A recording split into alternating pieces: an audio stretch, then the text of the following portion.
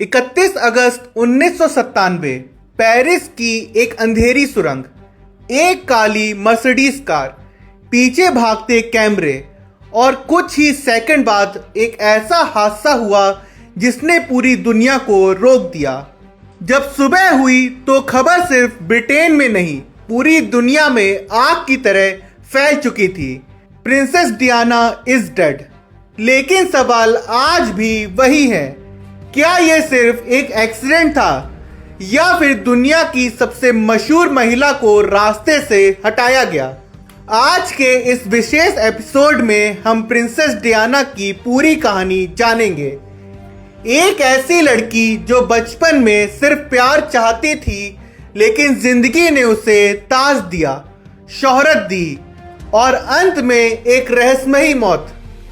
ये सिर्फ एक राजकुमारी की कहानी नहीं है, ये कहानी है अकेलेपन की, धोखे की, टूटे रिश्ते की और उन साजिशों की जिन पर आज भी बहस होती है।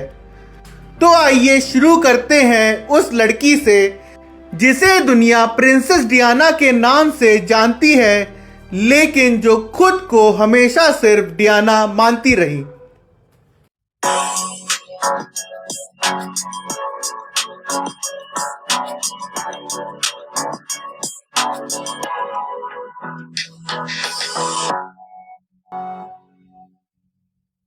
चैप्टर 1, बचपन, एक टूटा हुआ घर।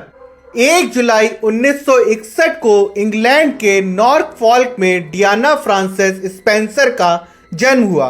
वो एक बेहद अमीर और प्रभावशाली परिवार में पैदा हुई थी।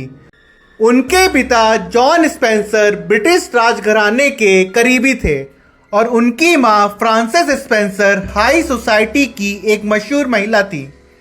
बाहर से देखने पर उनकी जिंदगी किसी परी कथा जैसी लगती है, लेकिन घर के अंदर सब बिखरा हुआ था। जब डियाना सिर्फ 6 साल की थी तब उनके माता पिता का रिश्ता टूट गया। रोज झगड़े होते थे। घर का माहौल इतना खराब हो चुका था कि छोटी डियाना अक्सर सीढ़ियों में बैठकर रोती थी। बाद में डियाना ने एक इंटरव्यू में कहा था, उन्हें आज भी वो दिन याद है जब उनकी मां घर छोड़कर गई थी। उस दिन उन्होंने पहली बार अकेलापन महसूस किया था। बचपन से ही डियाना बहुत भावुक थी। उन्हें लोगों का दर्द जल्दी समझ आता था। शायद इसीलिए आगे चलकर पूरी दुनिया उनसे जुड़ गई। स्कूल में वो पढ़ाई में बहुत तेज नहीं थी, लेकिन उनकी सबसे बड़ी खूबी थी लोगों को खास महसूस कराना। वो शर्मीली थी, लेकिन उनके अंदर एक अजीब गर्मजोशी थी। धीरे धीरे डियाना बड़ी हो रही थी, लेकिन उनके अंदर का अकेलापन भी बड़ा हो रहा था। चैप्टर 2, प्रिंस चार्ल्स की जिंदगी में एंट्री। 1977 में पहली बार डियाना की मुलाकात प्रिंस चार्ल्स से हुई। उस वक्त डियाना सिर्फ 16 साल की थी और चार्ल्स उनकी बड़ी बहन सारा को डेट कर रहे थे। लेकिन कुछ साल बाद हालात बदल गए। रॉयल फैमिली लगातार चार्ल्स पर शादी का दबाव डाल रही थी। उन्हें एक ऐसी लड़की चाहिए थी जिसकी छवि साफ हो, जो रॉयल रूल्स माने और पब्लिक में परफेक्ट दिखाई दे। और तभी डियाना सबको परफेक्ट लगी। 1980 तक चार्ल्स और डियाना की मुलाकातें बढ़ने लगी। मीडिया ने इस रिश्ते को सपनों की प्रेम कहानी बना दिया। हर अखबार डियाना की तस्वीरों से भरा हुआ था, लेकिन इस कहानी के पीछे एक ऐसा सच था जो डियाना की जिंदगी बर्बाद करने वाला था। चार्ल्स पहले से ही कमीला पार्कर से प्यार करते थे। रॉयल फैमिली कमीला को फ्यूचर क्वीन के रूप में स्वीकार नहीं करना चाहती थी, इसलिए चार्ल्स ने डियाना से शादी करने का फैसला किया। लेकिन शायद डियाना को उस समय ये समझ नहीं आया कि वो प्यार का नहीं, बल्कि एक व्यवस्था का हिस्सा बन रही हैं। चैप्टर 3, शाही शादी, दुनिया की सबसे मशहूर दुल्हन। 29 जुलाई 1981 लंदन का सेंट पॉल कैथेड्रल। करीब 75 करोड़ लोग टीवी पर यह शादी देख रहे थे।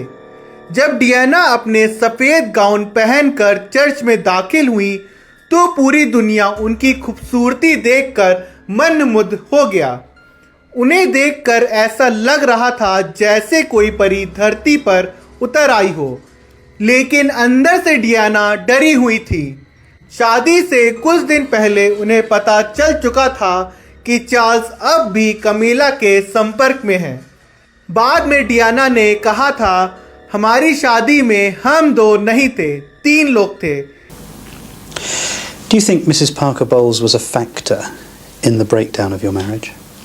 Well, there were 3 of us in this marriage, so it was a bit crowded.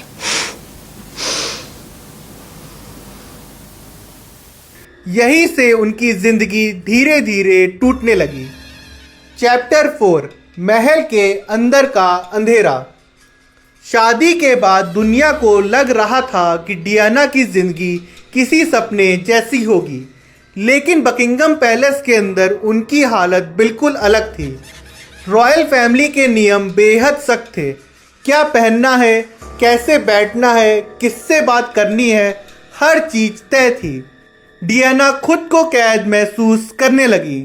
Charles उनसे दूर रहते थे। कमीला लगातार उनकी जिंदगी में मौजूद थी। डियाना धीरे धीरे डिप्रेशन का शिकार हो गई। उन्हें बुलिमिया नाम की बीमारी हो गई। वो घंटे रोती रहती थी और खुद को नुकसान पहुंचाने लगी। लेकिन बाहर दुनिया क्या देख रही थी? एक मुस्कुराती हुई प्रिंसेस। वो पूरी दुनिया को खुशी दे रही थी, लेकिन खुद अंदर से टूट चुकी थी। माँ बनने के बाद डियाना बदल गई। 1982 में प्रिंस विलियम का जन्म हुआ और 1984 में प्रिंस हैरी पैदा हुए। अपने बच्चों के साथ डियाना बिल्कुल अलग इंसान बन जाती थी। वो नहीं चाहती थी कि उनके बेटे वही अकेलापन महसूस करें जो उन्होंने बचपन में किया था। रॉयल ट्रेडिशन के खिलाफ जाकर डियाना अपने बच्चों को अम्यूजमेंट पार्क ले जाती थी, खुद स्कूल छोड़ने जाती थी। आम लोगों की तरह उन्हें जिंदगी सिखाना चाहती थी। लोग डियाना को और ज़्यादा प्यार करने लगे। अब वो सिर्फ प्रिंसेस नहीं थी, वो लोगों की अपनी प्रिंसेस बन चुकी थी। Chapter 5, peoples princess. 1980 और 1990 तक डियाना दुनिया की सबसे लोकप्रिय महिला बन चुकी थी। जहां भी वो जाती लाखों लोग उन्हें देखने पहुंच जाते। लेकिन डियाना सिर्फ ग्लैमर तक सीमित नहीं रही। उन्होंने एड्स पेशेंट्स के साथ बैठकर खाना खाया। उस दौर में जब लोग एड्स मरीजों को छूने से डरते थे, उन्होंने लैंडमाइन विक्टिम्स के लिए कैंपेन शुरू किए। वो अस्पतालों में बच्चों से मिलती थी, गरीबों के बीच जाती थी। वो हर बार कैमरों के पीछे एक सच्ची इंसान दिखाई देती थी। यही वजह थी कि लोग उनसे इमोशनली जुड़ चुके थे। लेकिन रॉयल फैमिली को ये सब पसंद नहीं आ रहा था, क्योंकि अब दुनिया क्वीन से ज़्यादा डियाना की बात कर रही थी। चैप्टर 6, चार्ल्स और डियाना का रिश्ता टूटना। 1992 तक चार्ल्स और डियाना का रिश्ता लगभग खत्म हो चुका था। दोनों अलग रहने लगे थे। मीडिया हर दिन नए स्कैंडल छाप रहा था। चार्ल्स और कमीला के लीक फोन कॉल सामने आए। डियाना के अफेयर की भी खबरें आने लगी। पूरा रॉयल फैमिली क्राइसिस में था। फिर 1995 में डियाना ने बीबीसी के मशहूर कार्यक्रम पैनोरामा में इंटरव्यू दिया। ये इंटरव्यू ऐतिहासिक बन गया। डियाना ने पूरी दुनिया के सामने कहा, इस शादी में 3 लोग थे, इसलिए ये रिश्ता थोड़ा क्राउडेड था। Do you think Mrs. Parker Bowles was a factor in the breakdown of your marriage? Well, there were 3 of us in this marriage, so it was a bit crowded. उन्होंने बताया कि वो मानसिक रूप से टूट चुकी थी, खुद को नुकसान पहुंचाती थी और पैलेस के अंदर बेहद अकेला महसूस करती थी। रॉयल फैमिली इस इंटरव्यू से हिल गई। 1996 में चार्ल्स और डियाना का डिवोर्स हो गया, लेकिन तलाक के बाद डियाना पहले से ज़्यादा आज़ाद महसूस कर रही थी। चैप्टर 7 डोडी फायद और आखिरी दिन। 1997 में डियाना की जिंदगी में डोडी फायद आए। डोडी अरबपति बिजनेसमैन मोहम्मद अल फायद के बेटे थे। दोनों की तस्वीरें छुट्टियों के दौरान दुनिया भर में छा गई। मीडिया पागल हो चुका था। जहां डियाना जाती पपराजी पीछा करते। डियाना इस लगातार पीछा किए जाने से परेशान हो चुकी थी। She was never free from harassment. Here, attempting to take a Caribbean holiday with a female friend, Diana found they were surrounded by photographers. Watch her reactions. Come on, get lost.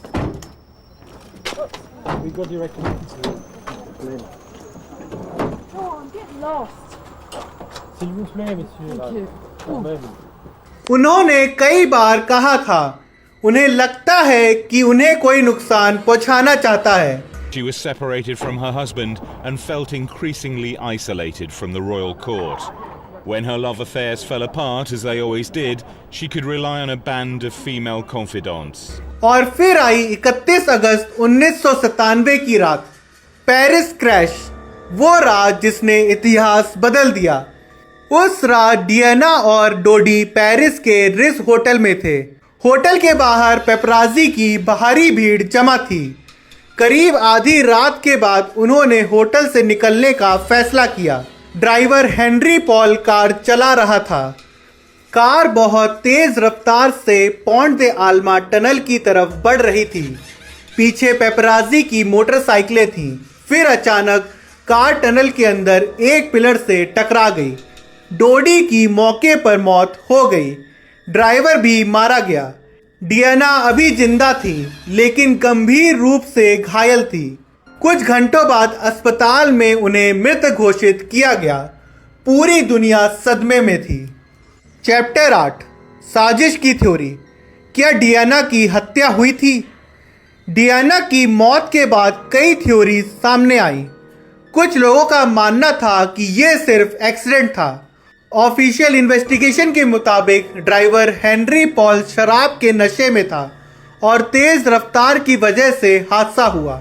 लेकिन दूसरी तरफ कई लोग इस कहानी पर शक था।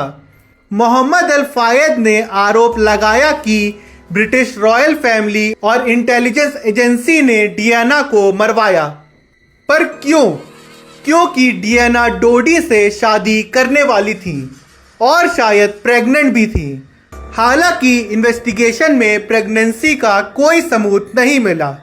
कुछ लोग कहते हैं पेपराजी जिम्मेदार थे।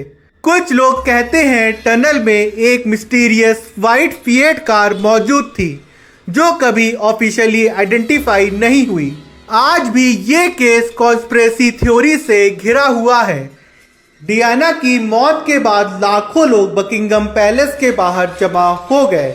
लोग रो रहे थे, फूल रख रहे थे और रॉयल फैमिली पर गुस्सा निकाल रहे थे। कई लोगों को लगा कि पैलेस ने डियाना के साथ कभी इंसानों जैसा व्यवहार नहीं किया। तब ब्रिटेन के प्रधानमंत्री टोनी ब्लेयर ने डियाना को एक नाम दिया, पीपल्स प्रिंसेस, और शायद यही नाम हमेशा के लिए उनके साथ जुड़ गया। प्रिंसेस डियाना की कहानी हमें ये सिखाती है कि दुनिया की सबसे चमत्कार जिंदगी भी अंदर से बेहद अकेली हो सकती है। वो एक प्रिंसेस थी, लेकिन सबसे पहले एक इंसान थी। एक ऐसी इंसान जो सिर्फ प्यार चाहती थी, लेकिन उन्हें मिला दबाव, कैमरों का पीछा, टूटे रिश्ते और अंत में एक ऐसी मौत जिस पर आज भी सवाल उठते हैं। शायद इसी वजह से डियाना सिर्फ इतिहास का हिस्सा नहीं बनी, वो एक एहसास बन गई। एक ऐसी कहानी जिसे दुनिया कभी भूल नहीं पाएगी। आप सुन रहे थे पॉडकास्ट क्राइम तो होना ही था और मैं आपका होस्ट कौशिक अब आपसे अलविदा चाहूँगा। हम फिर लौटेंगे एक ऐसी सच्ची कहानी के साथ। तब तक के लिए सतर्क रहें, सावधान रहें।